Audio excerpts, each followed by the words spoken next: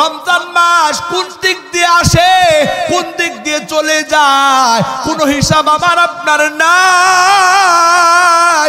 রমজান মাস যদিও বা আসে, তাহলে আমাদের ভিতরে হিসাব চলে যে আমরা সেহরিতে কি খানা খাবো, আবার ইফতারিতে কি খানা খাবো। সারাদিন না খায়া থাকবে, ইফতারির সময় যখন আসবে মনে হবে দুনিয়ার সব খেয়ে ফেলবো। আবার যখন সেহরি খাবে তখন চিন্তা করবে সারাদিন না খেয়ে থাকবো, সেহরিতে দুনিয়াটা পর্যন্ত খায়া ফেলবে। ওরে আল্লাহর বান্দা, গোটা মাস শুধু খাওয়া খাওয়া চিন্তা করলা, কিন্তু রমজান কোন দিক দিয়ে কেটে গেল, রমজান কেন আসলো বান্দা তুমি কেন চিন্তা করলা না? আবার আল্লাহ পবিত্র কুরআনুল কারীমের মধ্যে রমজানুল মুবারকের ব্যাপারে বলতেছেন, ইয়া আইয়ুহাল্লাযীনা আমানু কুতিবা আলাইকুমুস সিয়াম কামা কুতিবা আলাল্লাযীনা মিন ক্বাবলিকুম লাআল্লাকুম তাত্তাকুন। আমার আল্লাহ বলতেছে, ওগো ঈমানদার, তোমাদের উপরে সিয়াম সাধনাকে ফরজ করা হয়েছে যেমন নাকি তোমাদের পূর্ববর্তীদের উপরে ছিল। ও বান্দা, আমি আল্লাহ এই সিয়াম সাধনা কেন ফরজ করেছি? লাআল্লাকুম তাত্তাকুন, যাতে করে তোমরা মুত্তাকি হতে পারো, তাকওয়াওয়ালা হতে পারো, ও বান্দা পরহেজগার বান্দা হইতে পারো। ওরে আল্লাহর বান্দা, তাকওয়া কাকে বলা হয়? তাকওয়া বলা হয় আল্লাহর ভয় অন্তরের ভিতরে বদ্ধমূল হওয়া। ওরে বন্ধু, রমজান মাস যখন আসে তখন আমরা এই বিষয়টা চিন্তা করি। আমার ঘরের ভিতরে ফ্রিজ রাখা আছে, ফ্রিজের ভিতরে শরবত রাখা আছে, ফ্রিজের ভিতরে আঙ্গুর ফল রাখা আছে, বেদানা রাখা আছে, আপেল রাখা আছে, ঘরের দরজা বন্ধ, জানালা বন্ধ। এই সময় চূড়ান্ত পর্যায়ের পিপাসা, আবার পেটের মধ্যে ক্ষুধা। আল্লাহর বান্দা, ওই সময় ঘরের দরজা বন্ধ, জানালা বন্ধ, ঘরের ফ্রিজটা খুলিয়া যদি একটু পানি পান করে, একটু শরবত পান করে, তাহলে দুনিয়ার কোনো মানুষ জানবে না আমি রোজা রাখলাম নাকি রোজা ভাঙলাম। কিন্তু আমার আল্লাহ, ওই বান্দা যদি চিন্তা করে দুনিয়ার মানুষ না জানো, আমার আল্লাহ তো দেখেন, আমার আল্লাহ তো দেখেন। এই চিন্তা করিয়া আল্লাহর বান্দা হাজার পিপাসা লাগলেও পানি পান করে না। এই চিন্তা করিয়াও আল্লাহর বান্দা হাজার ক্ষুধার্ত থাকলেও আল্লাহর বান্দা খানা পিনা খায় না। আল্লাহর বান্দা, এটা আমি বোঝাইতে চাই এই কথা, ওই যে খানা পিনা এটা তো হালাল জিনিস, কিন্তু এই হালাল জিনিসকে আমার আল্লাহ কিছু সময়ের জন্য নিষিদ্ধ ঘোষণা করেছে। আমার প্রাণের ভাইরা, তাহলে রমজান মাসে রোজা রাখিয়া হালাল জিনিসকে আল্লাহ নিষিদ্ধ করলেন, তাহলে যেই জিনিসগুলো রমজান মাসের বাহিরে হারাম, ওই জিনিসটা রমজান মাসে কি হবে জোরে বলেন? হ্যাঁ, যেই সময় মিথ্যা কথা বলা রমজানের বাহিরে, এটা কি নিষিদ্ধ না? কথা বলেন। গীবত করা এটা রমজানের বাহিরে কি বড় গুনাহ না? কবিরা গুনাহ কিনা? কথা বলেন। আল্লাহু আকবার। খানা খাওয়া এটা জায়েজ, পান করা এটা জায়েজ, স্ত্রীর সহবাস এটাও জায়েজ, কিন্তু রমজান মাসে সুবহে সাদিক থেকে নিয়ে তুলুয়ে মানে গুরুবে শামস অর্থাৎ সূর্য অস্ত যাওয়া পর্যন্ত এই কাজগুলোকে আল্লাহ তাআলা, হালাল কাজগুলোকে আল্লাহ তাআলা নিষিদ্ধ করেছেন। তাহলে রমজান মাসে রোজা রেখে হারাম কাজ করা এটা কতটুকু নিষিদ্ধ? আমরা বলি এটা ডাবল নিষিদ্ধ। কথা বলেন ঠিক কিনা আমার প্রাণের ভাইয়েরা? কিন্তু আমরা রোজা রাখি, মিথ্যা কথা বলি, রোজা রাখি, চগলখুরি করি, রোজা রাখি, গীবত করি। রোজা রাখার পরে অনেক যুবক চিন্তা করে রোজা তো রাখলাম, এখন সময় কাটবে কিভাবে, বাস নাটক দেখতে আরম্ভ করছে। সিনেমা দেখতে আরম্ভ করছে, অথবা বন্ধু বান্ধবের সাথে আজে বাজে গল্প গুজবের মধ্যে আড্ডায় লিপ্ত হইয়া তার সময়টাকে সে নষ্ট করে ফেলতেছে। ও আল্লাহর বান্দা, আল্লাহর রাসূল 2 মাস আগ থেকে এই মাসের জন্য দোয়া করতেন।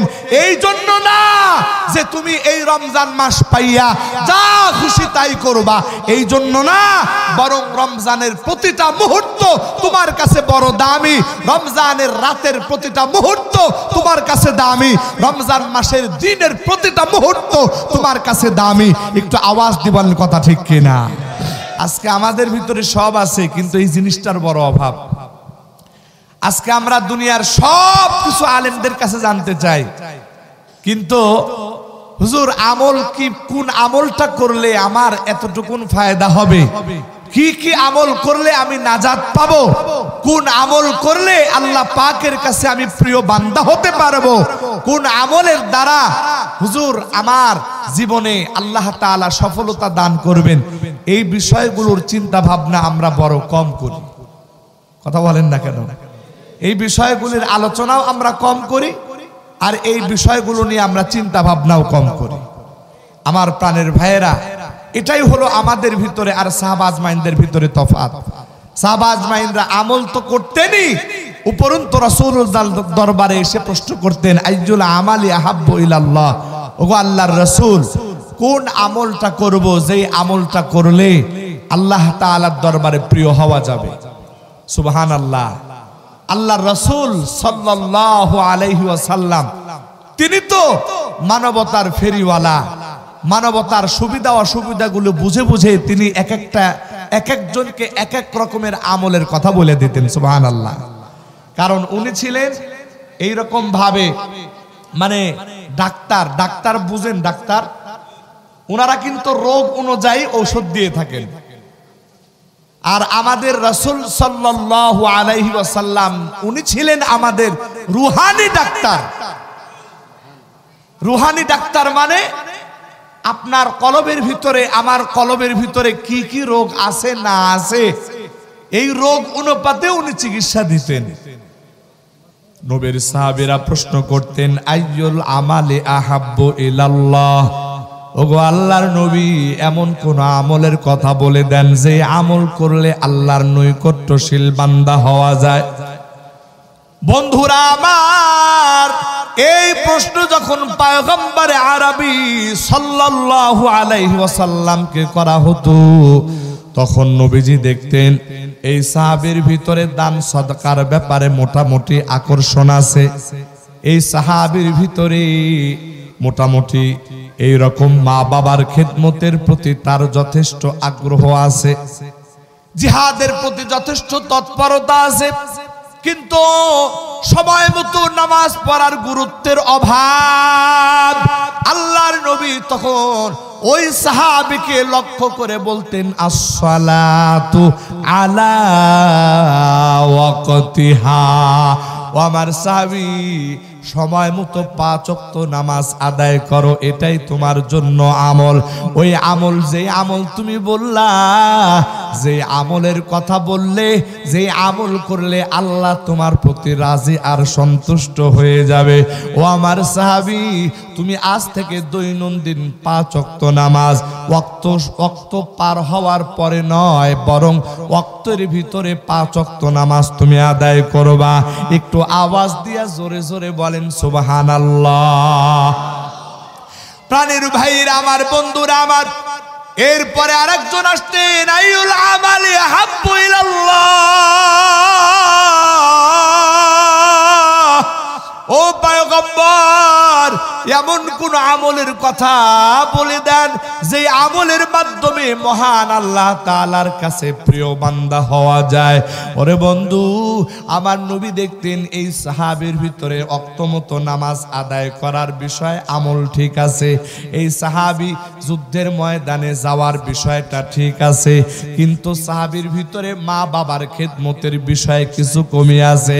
আমার প্রাণের ভাইরা, আমার বন্ধুরা, ওই সময় আল্লাহর নবী বলতেন, বিররুল ওয়ালিদাইন, তুমি পিতা মাতার খেদমত করো, মা বাবার খেদমত করো। যদি মা বাবার খেদমত করো, আমার আল্লাহ তোমার প্রতি সন্তুষ্ট হয়ে যাবেন। আল্লাহু আকবার। আমার প্রাণের ভাইয়েরা, এইরকম আরো একজন সাহাবী বলতেন, ইয়া রাসূলুল্লাহ, এমন কি আমল করব যে আমল করার দ্বারা আল্লাহর সন্তুষ্টি পাওয়া যাবে? ওরে বন্ধু, আমার নবীজি দেখতেন তার ভিতরে নামাজের আমল ঠিক আছে, মা বাবার খেদমত ঠিক আছে, কিন্তু জিহাদের ব্যাপারে একটু গরিমসি দেখা যায়।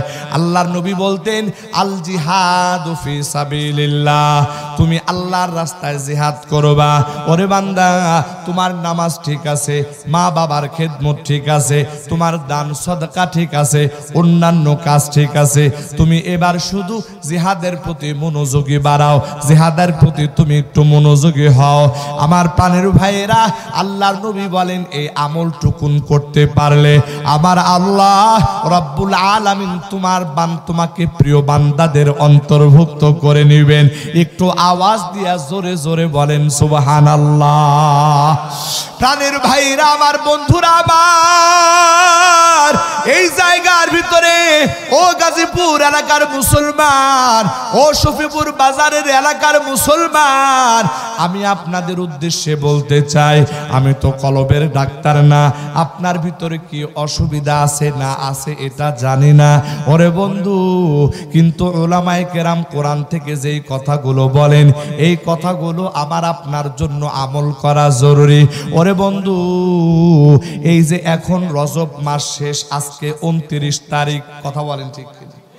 আজকে 29 তারিখ, যদি আজকে চাঁদ উঠতো তাহলে আমাদের আজকে থেকেই শাবান মাস শুরু হয়ে যাইত।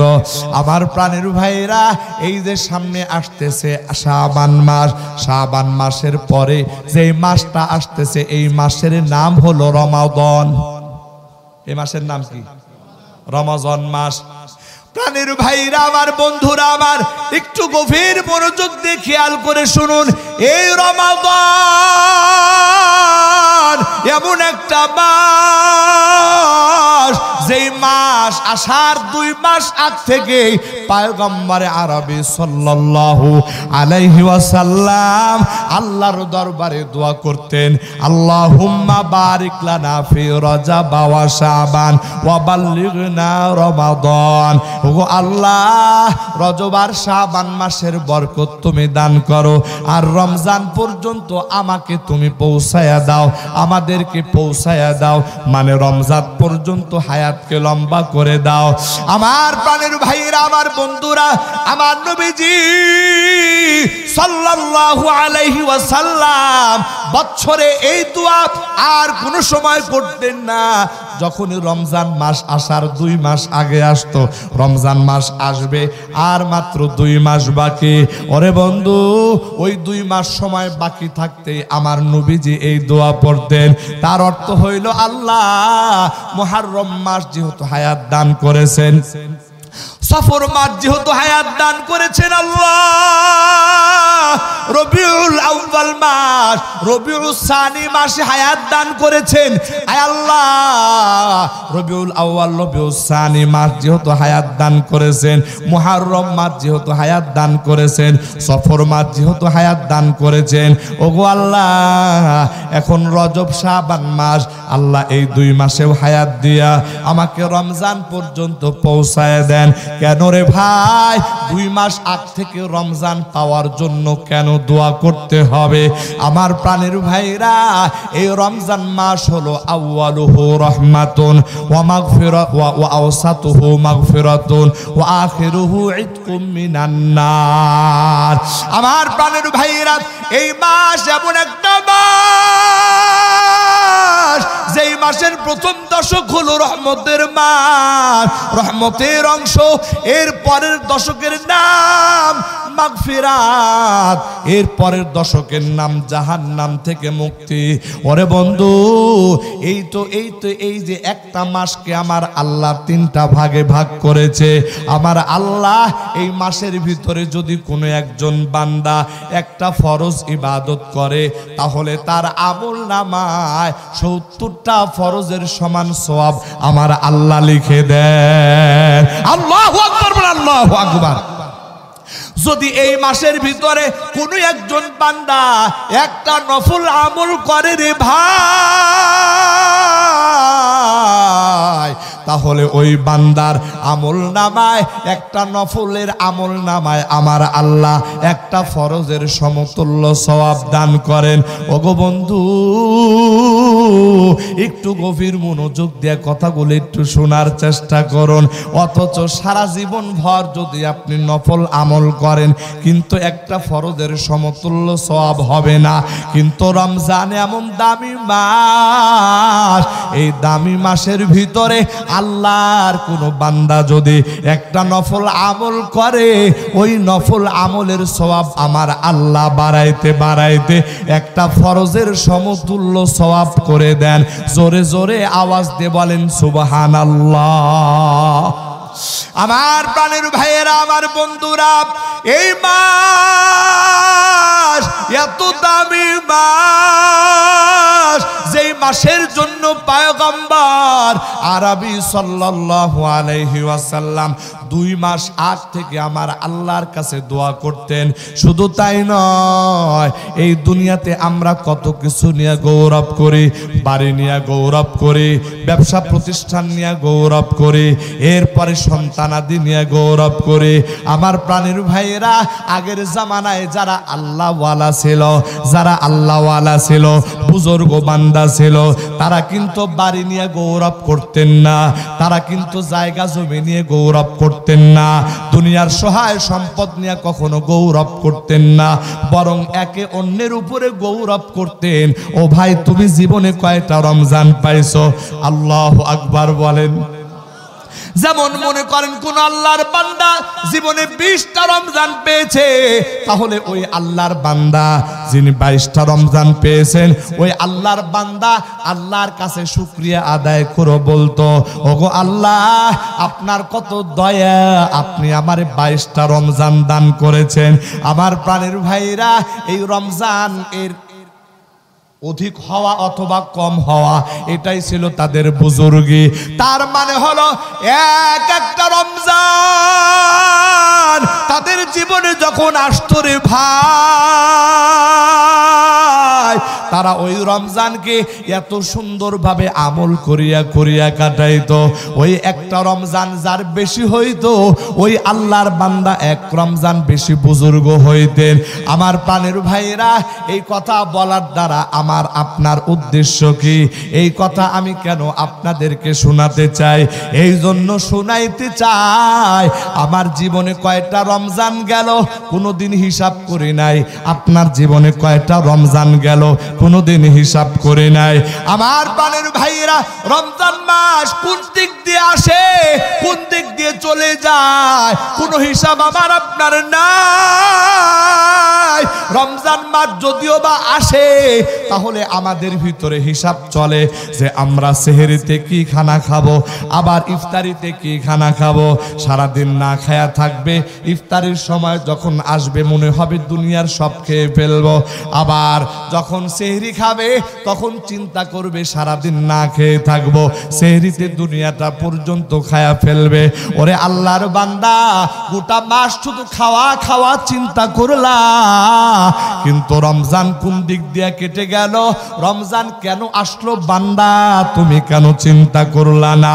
আমার আল্লাহ পবিত্র কুরআনুল কারীমের মধ্যে রমজানুল মুবারকের ব্যাপারে বলতেছেন, ইয়া আইয়ুহাল্লাযীনা আমানু কুতিবা আলাইকুমুস সিয়াম কামা কুতিবা আলাল্লাযীনা মিন ক্বাবলিকুম লাআল্লাকুম তাত্তাকুন।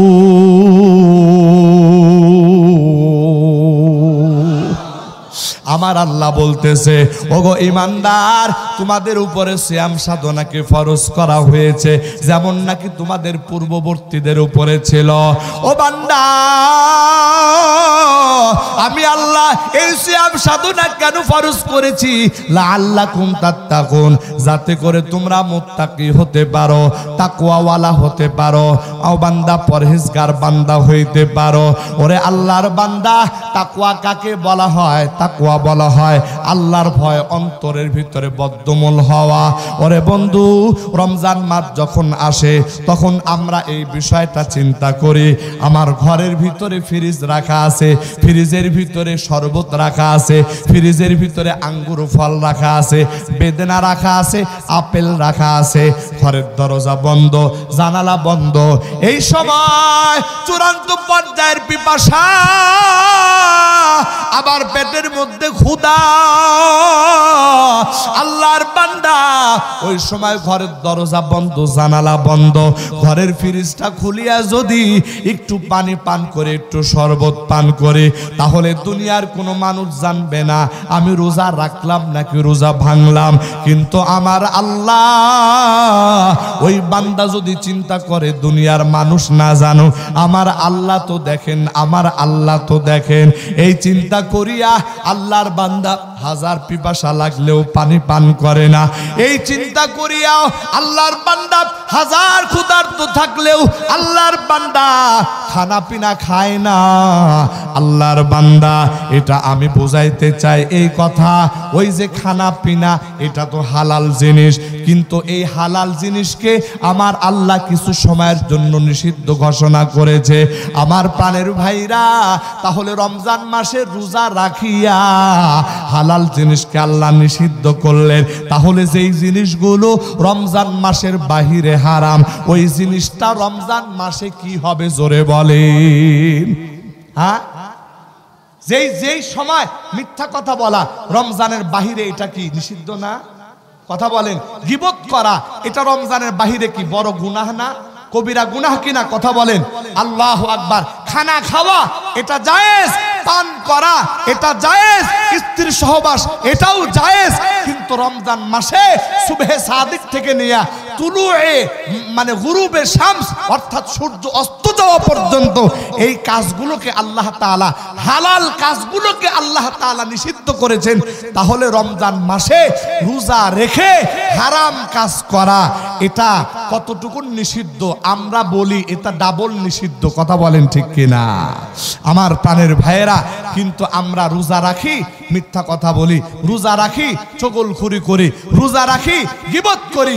রোজা রাখার পরে অনেক যুবক চিন্তা করে রোজা তো রাখলাম, এখন সময় কাটবে কিভাবে? বাস নাটক দেখতে আরম্ভ করছে, সিনেমা দেখতে আরম্ভ করছে, অথবা বন্ধু বান্ধবের সাথে আজে বাজে গল্প গুজবের মধ্যে আড্ডায় লিপ্ত হইয়া তার সময়টাকে সে নষ্ট করে ফেলতেছে। ও আল্লাহর বান্দা, আল্লাহর রাসূল 2 মাস আগ থেকে এই মাসের জন্য দোয়া করতেন। এই জন্য না যে তুমি এই রমজান মাস পাইয়া যা খুশি তাই করবা, এই জন্য না, বরং রমজানের প্রতিটা মুহূর্ত তোমার কাছে বড় দামি। রমজানের রাতের প্রতিটা মুহূর্ত তোমার কাছে দামি, রমজান মাসের দিনের প্রতিটা মুহূর্ত তোমার কাছে দামি। একটু আওয়াজ দিবেন, কথা ঠিক কিনা? এই বিষয়গুলো আমরা বুঝি না, এই বিষয়গুলো আমরা বোঝার চেষ্টা করি না, এই বিষয়গুলো মনে আমাদের ভিতরে ধরে না। আমার প্রাণের ভাইরা, আমার বন্ধুরা, কিন্তু আমাদের পূর্বসূরি আকাবিরিন যারা, আল্লাহু আকবার, হযরত আশরাফ আলী থানভী রাহমাতুল্লাহি আলাইহি, তার জীবনীতে পাওয়া যায় এমন সকালবেলা রমজান মাস আমরা তো ঘুমের মধ্যে অচেতন হয়ে যাই। ওরে বন্ধু, ঘুমের মধ্যে অচেতন হয়ে যখন ফজরের নামাজ আগে আগে পড়ে ঘুমায় যায়, কোন সময় 10টা বেজে যায়, 11টা বেজে যায়, কোনো খবর নাই। হযরত আশরাফ আলী থানভী রাহমাতুল্লাহি আলাইহি সকালবেলা থেকে তিনি কোরআনুল কারীমের তিলাওয়াত শুরু করে দিতেন। সকালবেলা থেকে, এই সকালবেলা থেকে কোরআনুল কারীম তিলাওয়াত করতেন। একেবারে বিরতিহীন ভাবে যোহর নামাজ পর্যন্ত, যোহর নামাজের যিনি যে সুন্নত পড়তেন তার কামরার ভিতরে সুন্নত পড়তেন। সুন্নত পড়ে যোহর নামাজের যখন একেবারে ইকামতের সময় হইতো, ওই সময় তিনি মসজিদের ভিতরে আসতেন নামাজ আদায় করার জন্য। আবার নামাজ শেষ করিয়া সালাম ফিরাইয়া আবার তিনি তার কামরার ভিতরে চলে আসতেন। আবার 2 রাকাত সুন্নত নামাজ পড়ে আবার কোরআনুল কারীমের তিলাওয়াত নিয়ে বসে যাইতেন। আমার প্রাণের ভাইরা, আমার বন্ধুরা, এই রকম তিলাওয়াত করতে করতে আসরের নামাজ, আবার আসরের নামাজের পর আবার মাগরিবের আগ পর্যন্ত অর্থাৎ ইফতারের আগ পর্যন্ত তিলাওয়াত। ওরে বন্ধু, দিনের বেলা একটা মুহূর্ত সময় নষ্ট হইতো না। এমনকি এমন বর্ণনাও পাওয়া যায়, তার একজন কাছের বন্ধু, একেবারে নিকটতম একজন বন্ধু আসছে হযরত আশরাফ আলী থানভীর দরবারে সাক্ষাৎ করবেন। সাক্ষাৎ করে তিনি তার সঙ্গে কিছু জরুরি কথা বলবেন। সকালবেলা আসছেন, দুপুর পর্যন্ত অপেক্ষায় আছেন না, যোহরের নামাজ পড়ে তিনি আবার তার কামরায় প্রবেশ করলেন, ঘরের দরজাটা লাগায় দিলেন, কোরআন তিলাওয়াত শুরু করলেন, আশায় থাকলেন আসরের নামাজের আগে হয়তোবা সাক্ষাৎ করা যাবে। কিন্তু না, আসরের নামাজের সময় যখন হলো তখন দরজা খুললেন, এরপরে নামাজ আদায় করলেন। মনে করলেন নামাজ পড়িয়া হয়তোবা তার সঙ্গে জরুরি কথা আলাপ সারা যাবে, কিন্তু না রে ভাই, আসরের নামাজ পড়িয়া তিনি আবারও তার কামরায় গিয়ে দরজা বন্ধ করে কোরআন তিলাওয়াত শুরু করলেন। তার বন্ধু বুঝে নিল রমজান মাস, কারো সঙ্গে কথা বলার সময় নাই, কারো সঙ্গে বন্ধুকে সময় দেওয়ার সময় নাই। আমার বন্ধুরা, এই রকম ভাবে রমজান মাসের দিন তাদের কাছে কেটে যাইত। আব্দুল কাদের রায়পুরী রহমাতুল্লাহি আলাইহি আমাদের অনেক আগে অতিবাহিত হওয়া একজন বুজুর্গের নাম আব্দুল কাদের রায়পুরী রহমাতুল্লাহি আলাইহি।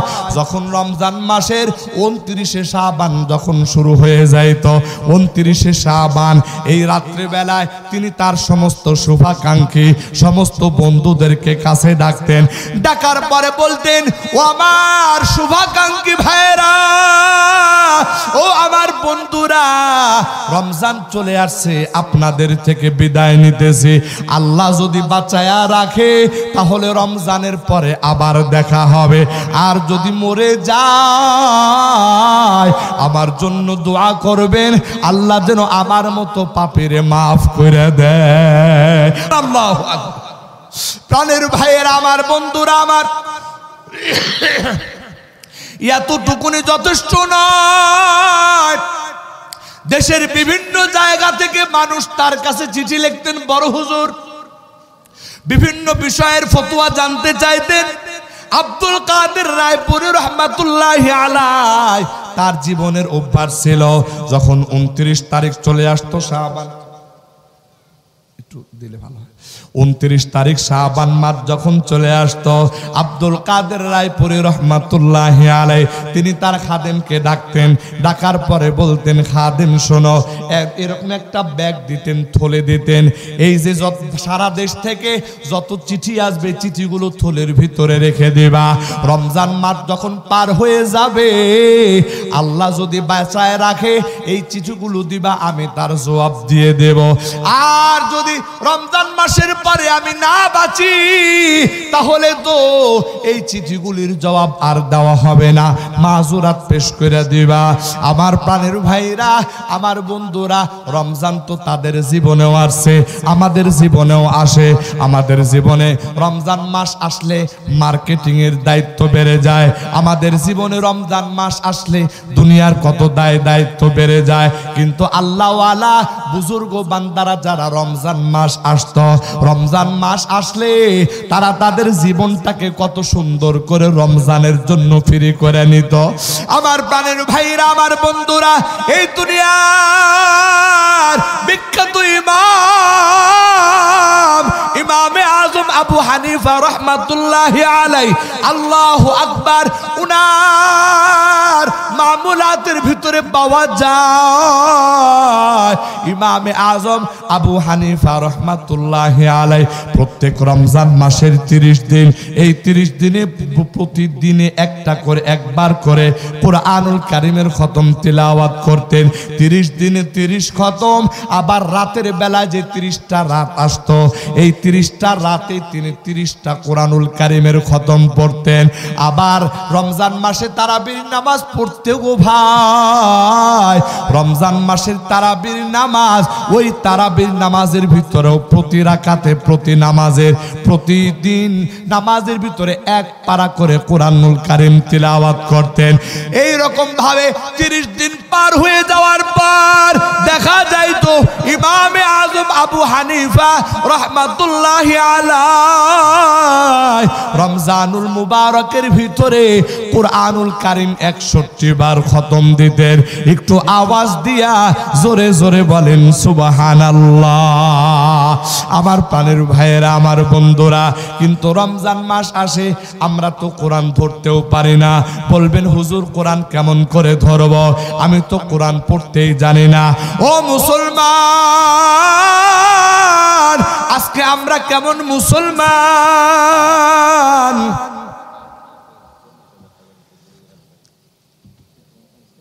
এই বিষয়গুলো আমার আপনার একটু চিন্তা ভাবনা করা দরকার। আমি একজন মুসলমান কিন্তু কোরআনুল কারীম পড়তে জানি না।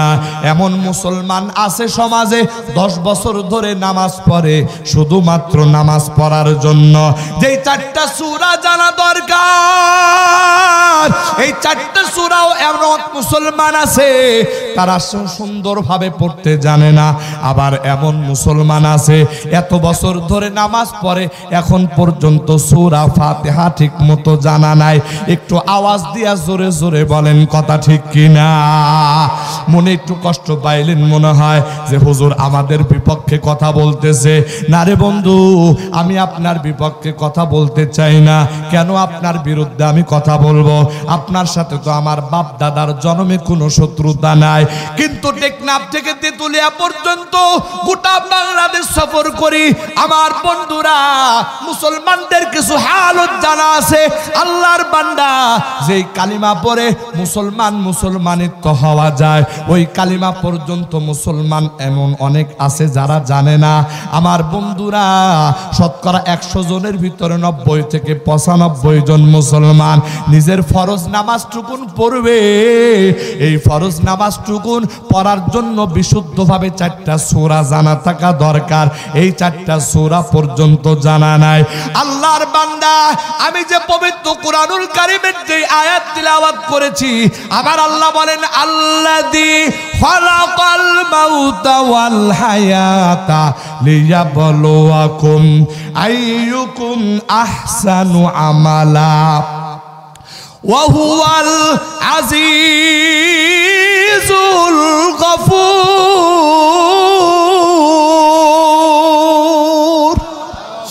আমার আল্লাহ বলতেছে, এ বান্দা, আমি হায়াত সৃষ্টি করেছি, আমি মৌত সৃষ্টি করেছি রে বান্দা। কেন সৃষ্টি করলাম? আমি আল্লাহ তোমাদেরকে পরীক্ষা করার জন্য। আমি দেখতে চাই তোমরা কে কে নেক আমল করো রে বান্দা। আমার প্রাণের ভাইরা, আমার বন্ধুরা, আমি আপনাদের এই আয়াতের সারমর্ম কথাটা বোঝাতে চাই। একটু গভীর মনোযোগ দিয়ে কথাগুলো শোনার চেষ্টা করবেন। একেবারে সময় সংক্ষিপ্ত। আল্লাহর বান্দা, আমার আল্লাহ আমাকে আপনাকে 30, 40, 50, 80 বছরের হায়াত দান করেছে।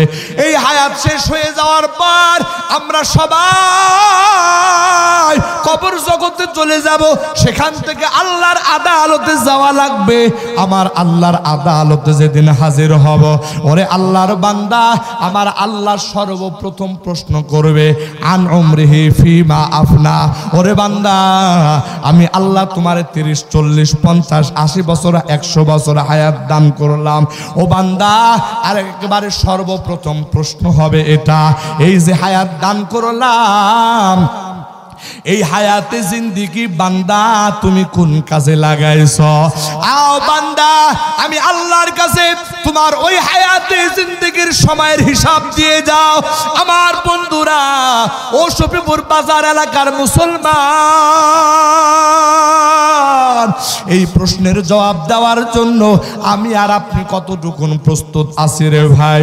একটু ভালো করে খেয়াল করে শুনো। আল্লাহর বান্দা, আল্লাহর আদালতে যখন দাঁড়াইবা তখন তো তোমার আমল নামাগুলি সব প্রকাশ হয়ে যাবে। ওই আমল নামায় দেখা যাবে নামাজ নাই, ওই আমল নামায় দেখা যাবে রোজা নাই, ওই আমল নামার ভিতরে কোরআন তিলাওয়াত নাই, ওই আমল নামার ভিতরে জিকির নাই, ওই আমল নামার ভিতরে নেক আমল নাই, শুধু গুনাহ, শুধু গুনাহ আর গুনাহ। ওরে আল্লাহর বান্দা, এই রকম গুনাহ নিয়া আল্লাহর আদালতে কেমন করে হাজিরা দিবা? ওই দিন কি লজ্জা লাগবে না? ওই দিন তো লজ্জায় মাথা নত হয়ে যাবে। ওই দিন বান্দা আফসোস করবে, কিন্তু ওই দিনের হাজার আফসোসের দ্বারাও কোনো লাভ হবে না। একটু আওয়াজ দিয়া জোরে জোরে বলেন কথা ঠিক কিনা? আমার প্রাণের ভাইরা, আমার বন্ধুরা, এই যে আজকে আল জামিয়াতুল বারিকিয়া দারুল উলুম মাদ্রাসার উদ্যোগে মাহফিল, এই মাহফিলে হযরত উলামায়ে কেরামের জবান থেকে আপনারা মূল্যবান কথা শুনেছেন।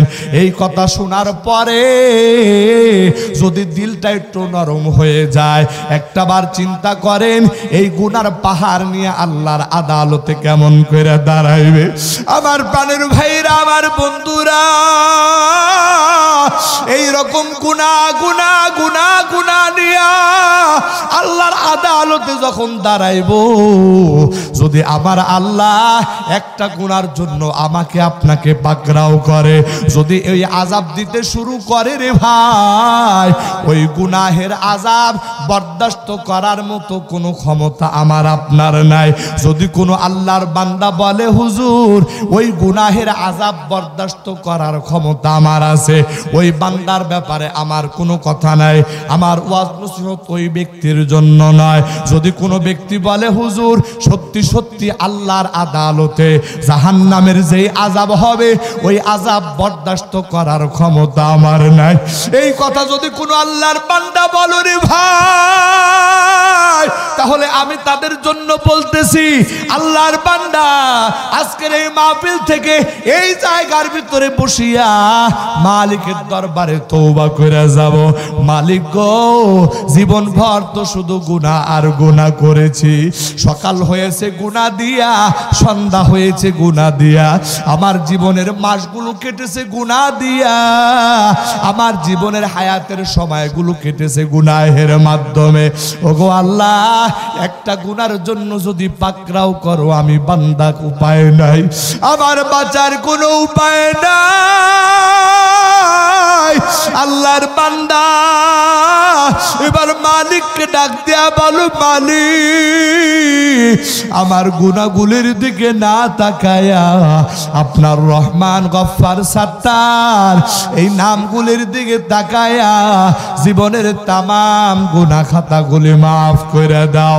আমার আল্লাহ পবিত্র কোরআনুল কারীমের মধ্যে বলেন, ইয়া ইবাদি আল্লাযীনা আসরাফু আলা আনফুসিহিম লা তাকনাতু মির রাহমাতিল্লাহ ইন্নাল্লাহা ইয়াগফিরুয যুনুবা জামিআ ইন্নাহু হুয়াল গফুরুর রহিম। আমার আল্লাহ বলতেছে, আমার বান্দারা তোমরা যারা গুনাহ করে করে নিজেদের প্রতি বাড়াবাড়ি করে ফেলেছ, তার মানে আমার আল্লাহ বুঝাইতে চান, এ বান্দা তোমরা যারা সমুদ্রের ফেনার সমান গুনাহ করেছো।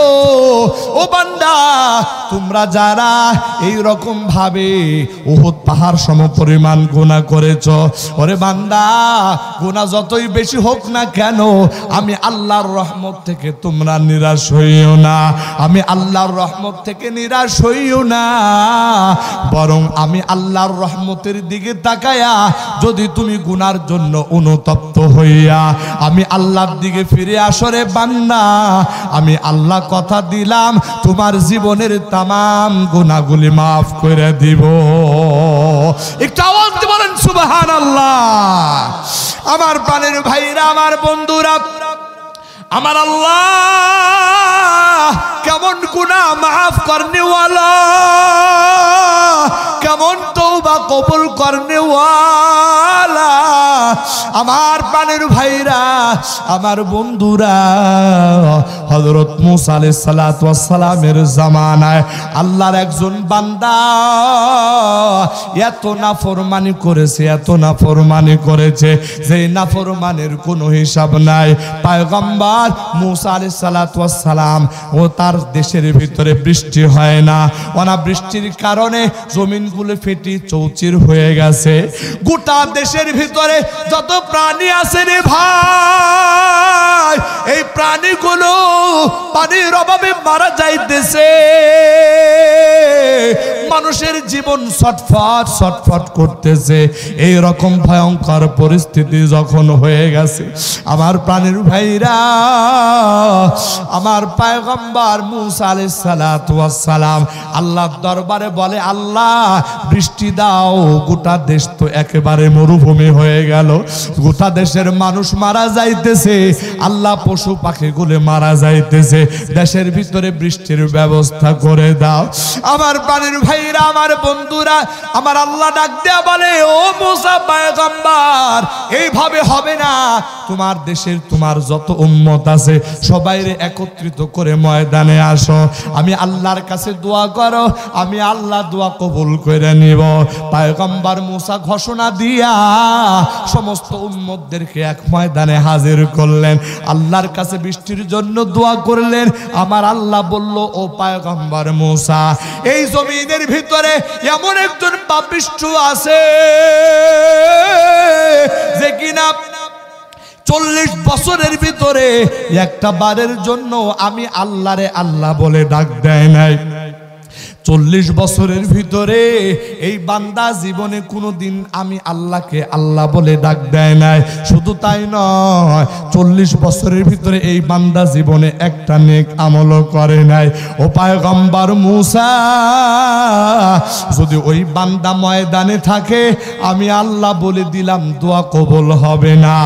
আমার প্রাণের ভাইরা, আমার বন্ধুরা, পয়গম্বর মুসা আলাইহিস সালাতু ওয়াস সালাম আমার আল্লাহ যখন জানায়া দিলেন, আমার আল্লাহ যখন জানায়া দিলেন, পয়গম্বর মুসা আলাইহিস সালাতু ওয়াস সালাম বড় জলিলুল কদর পয়গম্বর, বড় রাগী পয়গম্বর, গোটা উম্মতকে লক্ষ্য করে বললেন, এই শোনো, গোটা দেশের মানুষের কষ্ট হইতেছে, গোটা দেশের ভিতরে প্রাণীগুলো কাঁদতে কাঁদতে মারা যাইতেছে, গোটা জমিনগুলো মরুভূমি হয়ে যাইতেছে।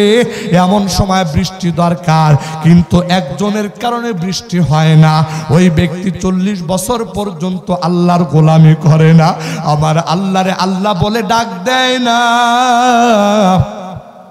যতক্ষণ পর্যন্ত ওই বান্দা থাকবে ততক্ষণ পর্যন্ত বৃষ্টি হবে না। এই কথা যখন পয়গম্বর মুসা ঘোষণা দেয়, আমার বন্ধুরা, গোটা ময়দানের মানুষ একজন আরেকজনের দিকে তাকাইতেছে, একজন আরেকজনের দিকে তাকাইতেছে, কেউ স্বীকার করে না। কিন্তু আমার বন্ধুরা, যেই ব্যক্তি আসল অপরাধী সে কিন্তু মনে মনে বুঝে ফেলছে কার কথা পয়গম্বর মুসা বলতেছে। যখন নিজের কথা টের পাইছে, মনে মনে কাঁদতে আরম্ভ করছে, মালিককে ডাক দেয়া বলে, আল্লাহ এই ময়দানের ভিতরে ওই আসামি আমি ছাড়া আর কেউ না। এখন যদি এই ময়দানের ভিতর থেকে এত মানুষের মধ্যে আমি বাইর হই, তাহলে তো এই মানুষগুলি আমার নিয়ে ট্রল করবে, তিরস্কার করবে। আয় আল্লাহ, আমার মান সম্মান শেষ হয়ে যাবে। আবার আমি গুনাহগার যদি থাকি, আমি গুনাহগারের জন্য তো আজকে বৃষ্টিও হবে না। মাওলাই কারীম, ওই আল্লাহর বান্দা গুনাহের জন্য অনুতপ্ত হইয়া আল্লাহর বান্দা চোখের পানিও ফালাইয়া কাঁদতেও পারে না।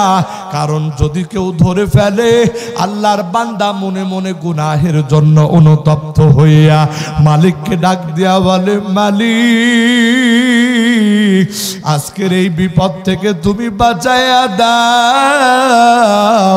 আমি কথা দিলাম আজকের পর থেকে নিয়ে যতদিন দুনিয়াতে বাঁচব আর কোনোদিন তোমার নাফরমানি করব না। আজকের পর থেকে নিয়ে যতদিন দুনিয়াতে বাঁচব রে মালিক, আর জীবনে তোমার হুকুম লঙ্ঘন করব না, আর জীবনে কোনো গুনাহ করব না। এই কথা বলিয়া আল্লাহর বান্দা যখন মনে মনে গুনাহের জন্য অনুতপ্ত হইয়া গেছে রে ভাই, আমার আল্লাহর রহমতের দরিয়ার ভিতরে ঢেউ শুরু হয়ে গেছে। একটু আওয়াজ দিয়া জোরে জোরে বলেন সুবহানাল্লাহ। প্রাণের ভাইরা আমার, বন্ধুরা আমার, কিছুক্ষণের ভিতরে গোটা আকাশ একেবারে মেঘাচ্ছন্ন হয়ে গেল। পরিবেশটা এমন হয়ে গেল যে এখন বৃষ্টি নামতে আরম্ভ করবে। মুসা পয়গম্বর ময়দানে এদিক সেদিক তাকালেন, কেউ তো বাহির হলো না। এবার পয়গম্বর মুসা আলাইহিস সালাতু ওয়াস সালামের উম্মতেরা বলে, ও পয়গম্বর মুসা, যেইভাবে মেঘ দেখা যাইতেছে, বোঝা যাইতেছে এখনই বৃষ্টি পড়ে যাবে।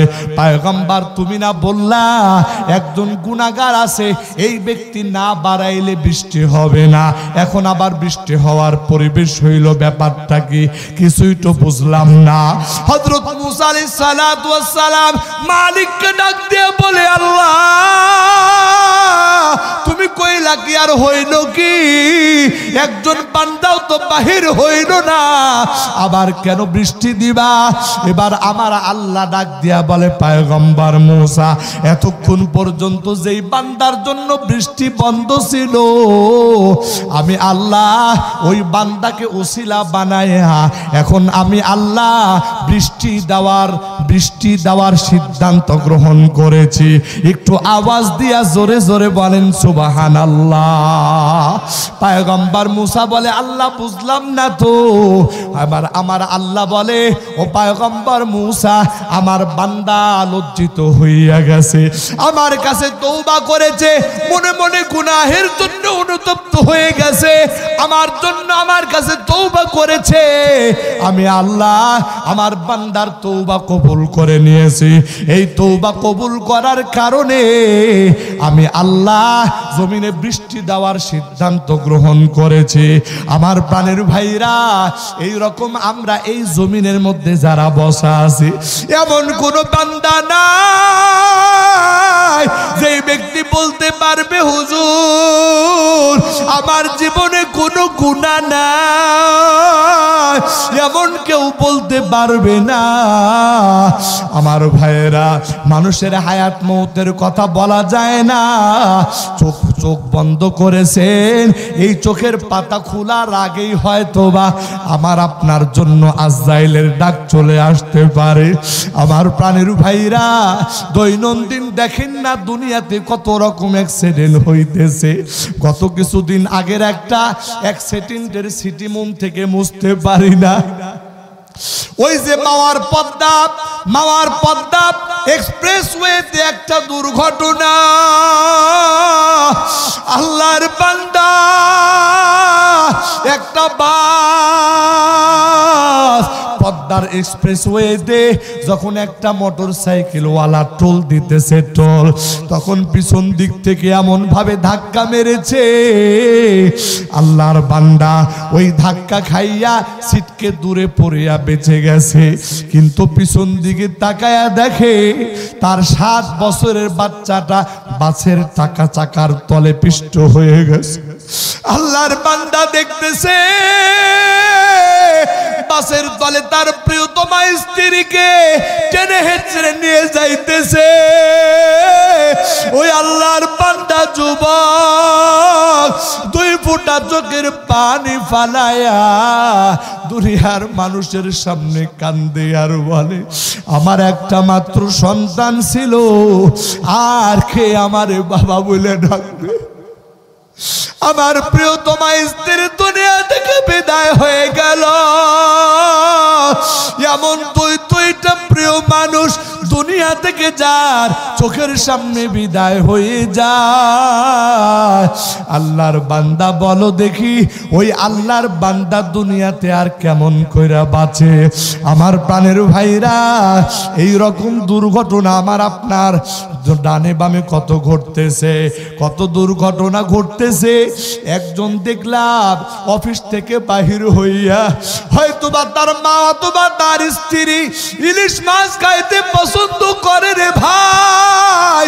আল্লাহর বান্দা ইলিশ মাছ কিনেছে, কিছু তরকারি কিনিয়া পিছনে বান্ধিয়া যখন বাড়ির পথ ধরেছে, পিছন দিক থেকে একটা ট্রাক এমন ভাবে জাতা দিয়ে ধরছে রে ভাই, মুহূর্তের ভিতরে আল্লাহর বান্দা দুনিয়া থেকে বিদায় হয়ে গেছে। একদিকে তার মাছ পড়ে রইছে, একদিকে তার মোটরসাইকেল পড়ে আছে, আর অন্যদিকে ওই যুবকের লাশটা রাস্তার ভিতরে পড়ে আছে। আমার প্রাণের ভাইরা, আমার বন্ধুরা, ও গাজীপুর এলাকার মুসলমান, জীবনে আর কোনোদিন আপনাদের মাঝে আসবো কিনা জানি না, জীবনে আর কোনোদিন সাক্ষাৎ হবে কিনা জানি না, কিন্তু দিল থেকে কথাগুলো বলে যায়। জীবনে কত গুনাহ করেছি রে ভাই, ওই গুনার কথা স্মরণ করিয়া মালিকের দরবারে একটু তওবা করতে চাই। সবাই 2টা হাত আসমানের দিকে উঠায়া দেন, মালিককে ডাক দিয়া বলেন, আল্লাহ জীবন ভর শুধু গুনাহ করেছি, এমন গুনাহ করেছি রে মালিক, ওই গুনার খবর যদি মা জানতো, বাবা জানতো, হয়তোবা আমারে তোমার ঘরে জায়গা দিত না। এমন হাজারো হাজারো গুনাহ আমার আল্লাহ জানে। কত মায়া করিয়া গুনাহগুলি গোপন রাখছো গো আল্লাহ, তোমার দরবারে ফরিয়াদ, আমাদের ওই গুনাহগুলি আর প্রকাশ করে দিও না। ওগো আল্লাহ, দয়া করে মায়া করে আমাদের জীবনের তামাম গুনাহগুলি মাফ করে দাও রব্বুল আলামিন। আমরা তওবা করতেছি, জীবনে আর এক ওয়াক্ত নামাজ ছাড়বো না, আর কোনোদিন মিথ্যা কথা বলবো না, আর কোনো মানুষের উপরে জুলুম করব না, আর কোনো মানুষের উপরে কোনো নারীর প্রতি প্রিজিং করব না, আর কোনোদিন মাদক সেবন করব না, আর কোনোদিন হারাম পথে উপার্জন করব না, সুদ ঘুষ খাবো না গো আল্লাহ, আর জীবনে কোনোদিন আপনার হুকুম লঙ্ঘন করব না। ওগো আল্লাহ, দয়া করে মায়া করে আমাদের সবাইকে আমাদের তওবাগুলি আপনি কবুল করে না। আমার আল্লাহ, জীবনে কত তওবা করেছি, আবার ভঙ্গ করেছি, আজকে যেই তওবা করতেছি গো মালিক, দয়া করে মায়া করে আমাদের এই তওবার উপরে আজীবন অটল থাকার তৌফিক দান করে দেন। একটু জবান খুলে আওয়াজ দিয়া জোরে জোরে বলেন আমিন।